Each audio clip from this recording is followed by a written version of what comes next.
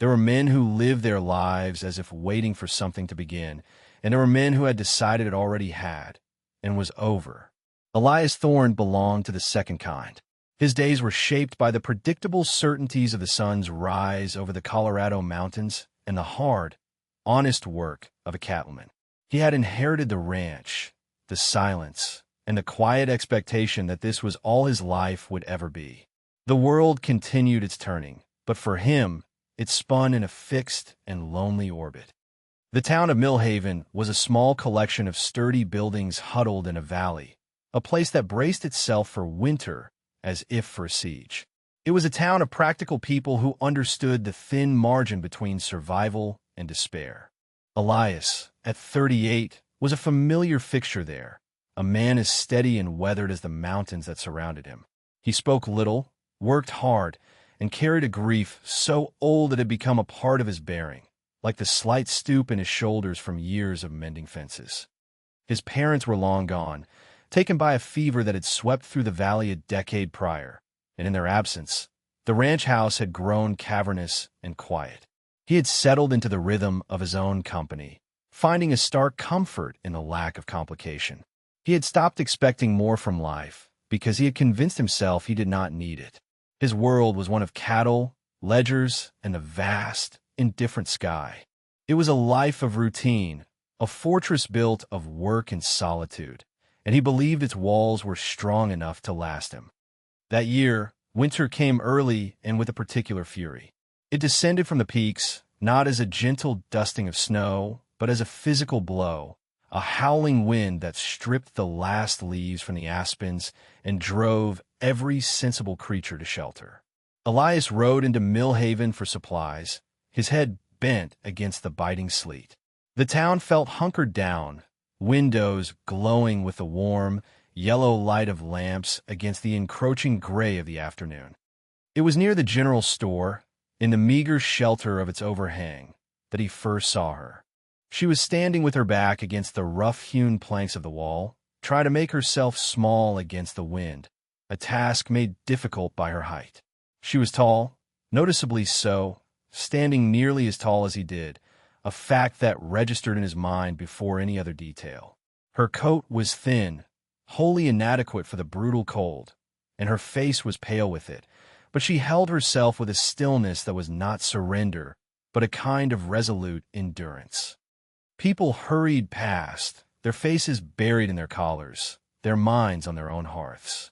A few cast her a pitying glance, but no one stopped. Elias watched for a moment from across the muddy street. He saw not a beggar, but a problem in need of a practical solution. He was a man who fixed what was broken, a fence post, a water pump, a gate latch. He saw a person freezing in a storm, and his mind, accustomed to simple, direct action, began to work on the logistics of the matter. He tied his horse to the hitching post and crossed the street. As he drew closer, he saw that her eyes were a clear, steady gray, and they met his without flinching. There was no plea in them, only a quiet assessment. He stopped a few feet away, pulling off one of his thick leather gloves. The cold stung his bare hand. "You'll not last the night out here," he said. His voice was rough from disuse, the words plain and direct. She gave a small, slow nod, a simple acknowledgement of a fact she knew better than he did. She did not speak, as if conserving the very warmth of her breath. He had an old line shack on the northern edge of his property, not much more than a single room with a stone fireplace and a cot, but it was dry and solid. "I have a place," he continued. "It's not much, a line shack, but it's warm. There's firewood." He felt a strange awkwardness, the unfamiliarity of speaking to a stranger about something other than the price of feed or the condition of a head of cattle. She looked at him, then a long, searching look that seemed to go right past the weathered exterior to the man beneath. He felt strangely exposed under that calm, intelligent gaze. She was seeing him, he realized, not just as a potential savior or a threat, but as a man. It had been a long time since anyone had truly looked at him. "Why?" she asked. Her voice was low and clear, surprisingly steady despite the cold that must have settled deep in her bones. It was a simple question, but it carried the weight of a life that had taught her to be wary of kindness. Elias considered it. He had no eloquent answer. Because the storm is getting worse, he said, stating the obvious. And a person shouldn't freeze if there's a roof nearby.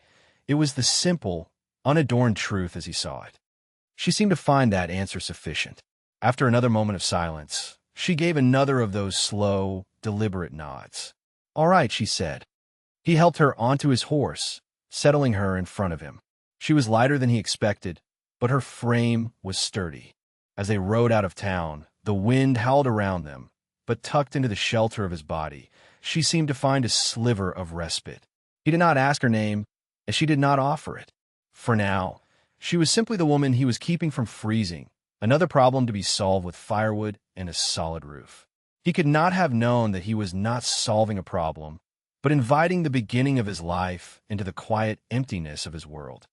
The line shack was just as he had described it, small, rustic, and smelling of wood smoke and old wool. But it was sturdy, its logs chinked tightly against the wind. He got a fire going in the hearth while she stood near the door, a tall, silent silhouette against the swirling snow outside. He brought in a box of supplies he had purchased at the store, flour, bacon, coffee, beans, and set them on the small wooden table. "There's water in the bucket from the creek," he said, gesturing with his chin. "More wood stacked on the porch. The storm is supposed to last a few days. You'll be safe here." She finally took off her thin gloves, her fingers red and stiff. "Thank you," she said. Her name, she told him then, was Clara May Thompson. He just nodded. Elias Thorne. He felt the need to leave, to return to the familiar solitude of his own house. He had done his part. He had provided the shelter. He turned to go, but her voice stopped him. "Mr. Thorne," she said. He turned back. She was standing by the fire now, the flickering light catching the planes of her face. "I have no way to pay you for this." Her honesty was as plain as his own. There was no shame in her voice, only fact. "I didn't ask for pay," he said. And with that, he left, stepping out into the storm and pulling the door shut behind him, leaving her in the small circle of warmth he had created. The storm raged for 4 days. Each morning, Elias told himself he was just checking on his property, that the ride out to the line shack was a necessary chore. He would saddle his horse and ride through the deep snow, a thermos of hot coffee and a loaf of bread from his own oven tucked into his saddlebags. He would find the shack in perfect order. The floor was swept, the single blanket on the cot was folded neatly, and a quiet competence seemed to emanate from the very logs of the building. Clara May never seemed surprised to see him. She would take the offerings with a quiet "thank you" and pour him a cup of his own coffee. They would sit in the 2 mismatched chairs by the fire, often in a silence that was surprisingly comfortable. Elias was a man accustomed to silence, but this was different. His was an empty silence. This was a shared one. It felt solid, peaceful. In those small pockets of conversation, he learned her story. She was a teacher by training from a town in Ohio. She had been heading for a position promised in Oregon, her journey funded by a loan from her uncle. Her wagon had suffered a broken axle just outside Millhaven, and the man she paid to fix it had taken her money and disappeared, leaving her with nothing but a few belongings and a debt she still had to repay. He watched her as she spoke. She recounted her misfortunes without a trace of self-pity. They were simply events that had happened, obstacles to be navigated. He noticed the way her hands were never idle. As they talked, she took out a small sewing kit from her bag and began to mend a tear in the sleeve of his winter coat, which he hadn't even noticed was there. Her stitches were small, neat, and efficient. She did it with an unthinking grace, a practicality that he understood and admired. After the storm broke, there was no practical reason for her to stay in the shack. The roads were clearing, but he did not ask her to leave, and she did not offer to go. He found himself inventing reasons to ride out there. A loose board on the porch needed nailing down. The chimney might need sweeping. He brought her a few books he had found in a dusty crate in his attic, thinking she might be bored.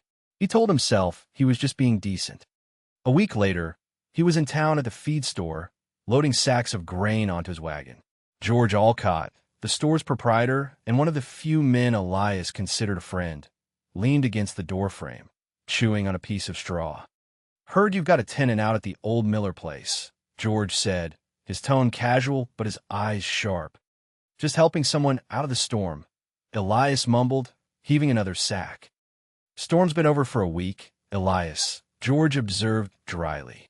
He paused, then added, "Folks are talking, saying she's a tall one, capable looking."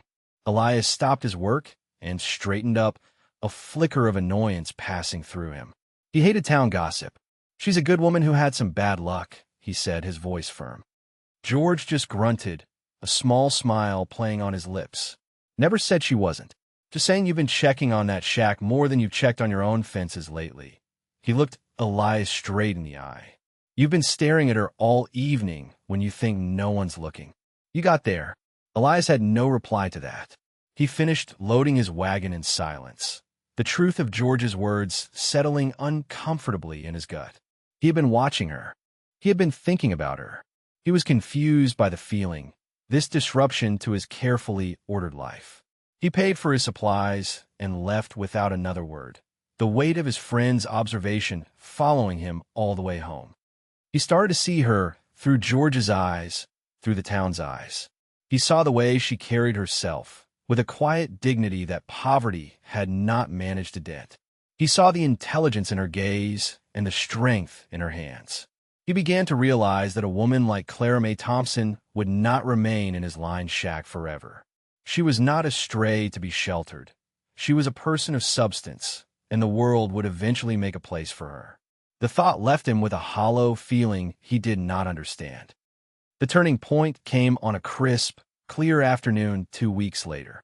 Elias had ridden into Millhaven and was tying up his horse when he saw Thomas Sterling talking to Clara Mae outside the Mercantile. Sterling was a good man, a widower with a prosperous ranch and 2 young children. He was known to be looking for a wife, a mother for his family. He was handsome, respected, and kind, and he was speaking to Clara Mae with an earnest and focused attention that was impossible to misinterpret. Elias stood frozen by his horse, watching from across the street. He could not hear their words, but he could see the scene clearly. He saw Sterling's respectful posture, the gentle way he spoke to her. He saw Clara Mae listening, her head tilted slightly, her expression polite and composed. She was not encouraging him, but she was not dismissing him either. She was simply listening, as was her right. A feeling so cold and sharp it felt like a physical pain shot through Elias's chest. It was a brutal, unfamiliar cocktail of anger, panic, and a profound sense of loss for something he had never even realized he possessed. He saw, in that moment, exactly what was going to happen. Thomas Sterling would offer her a good life, a respectable position, a home. He would offer her everything a woman in her position could hope for. And she, being a practical and intelligent woman, would accept. He watched until Sterling tipped his hat and walked away, and Clara Mae turned and went into the store. Elias did not move. The entire understanding of his world had just rearranged itself. He had been a fool. He had been blind. He thought he was offering her shelter, a temporary kindness. He had failed to see that in her quiet, capable presence, he had found a kind of shelter for himself. The silence of his own home, once a comfort, now loomed in his mind as a desolate, empty void. He turned his horse around and rode home, not stopping for the supplies he had come for. The ride was a blur. The sharp winter air felt thin in his lungs. He saw his future stretching out before him, a long, gray road of silent mornings and solitary evenings, exactly as it had been before, but now the prospect was unbearable. He had grown accustomed to the light of her existence at the edge of his property, a small, steady flame he had not realized was warming him. Now, he saw another man about to cup his hands around that flame and take it for his own. He got back to the ranch and went about his chores with a mechanical fury, his mind racing. He had been so slow, so damnably slow. He had been living in a gray world for so long he had forgotten what color looked like. Clara Mae was color. She was warmth and quiet strength and a steady, calming presence that had seeped into the cracks of his solitary life without him even noticing. By the time the sun set, casting long, purple shadows across the snow-covered fields, he had made his decision. He could not stand by and watch her walk away. He could not return to the man he was before the storm. He had to act. He had to speak the truth, no matter how clumsy or plain it came out. The next morning, he rose before dawn. He did not bother with his usual chores. He saddled his horse and rode hard toward the lined shack, the urgency of his decision pounding in his chest with every beat of the horse's hooves. He found her outside, splitting firewood. She had her sleeves rolled up, and she swung the axe with a clean, efficient rhythm that sent chips of wood flying. She was competence personified, a woman who did not wait for things to be done for her. She stopped when she saw him approach, resting the axe head on the chopping block. She watched him dismount, her gray eyes calm and questioning. He walked right up to her, his heart hammering against his ribs. He was not a man for fancy words. He only knew the plain truth. "I saw Thomas Sterling talking to you in town yesterday," he began, his voice raspy. She simply nodded, waiting. "He's a good man," Elias continued, forcing the words out. "He'd give you a good life." He had to say it, had to acknowledge the truth of what Sterling offered. Then he took a breath. "But I'm asking you not to take it." Her expression did not change, but a new light entered her eyes, a deep, watchful stillness. "Your debts," he said, getting to the practical heart of it, because that was the language he understood. "The ones you owe back east. I can handle them. I'll pay every 1 inch." He paused, the next words feeling heavy and monumental in his mouth. "Marry me, Clara May." He rushed on, the words tumbling out now, honest and unadorned. "This place, my home, it's empty. It's been empty for a long time. It doesn't have to be. I'm slow," he admitted, the self-deprecation raw and genuine. "I'm slow to see things that are right in front of my face. But I see this. I see you." He fell silent, his confession hanging in the cold morning air between them. He had laid his entire, lonely world at her feet.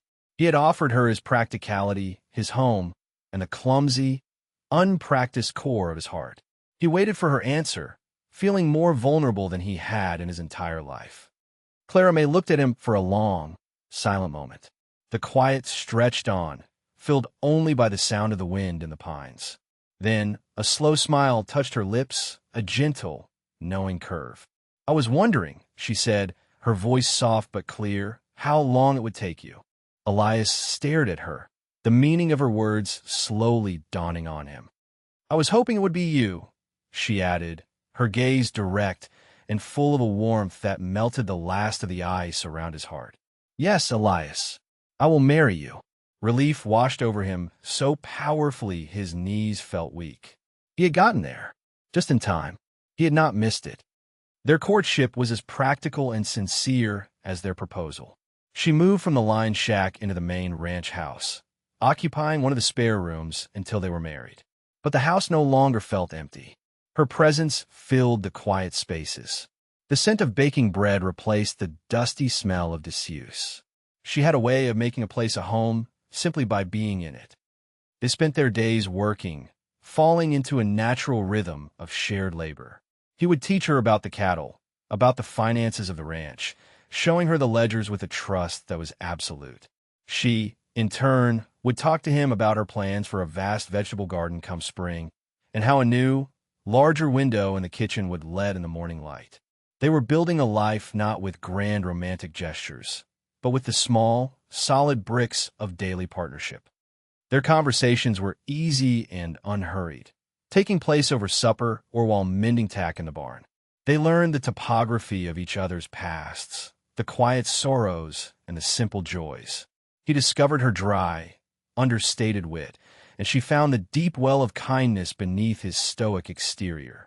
They found comfort in shared silence, the quiet companionship of two people who understood each other without the need for constant words.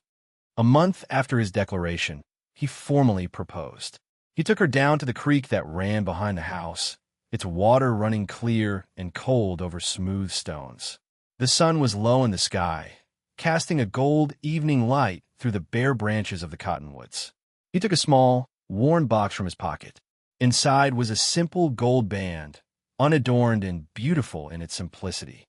"It was my mother's," he said, his voice quiet. He didn't ask a question. He made a statement of intent. "I'd want that. For you to have this." She held out her hand, and he slid the ring onto her finger. It fit perfectly. Her yes was not a question answered, but a fact confirmed. It was a conclusion to a story that had begun in a winter storm, a promise of a life that was finally, truly beginning. 5 years passed. The ranch thrived, and so did the life within it. Elias stood by that same creek, watching the late afternoon sun filter through the full, green leaves of the cottonwood trees. The world was alive with the buzz of summer. The house behind him was changed. A large new window, the one she had wanted, was set in the kitchen wall, and through it, he could see the warm glow of the lamp she had just lit. The sound of children's laughter floated on the air.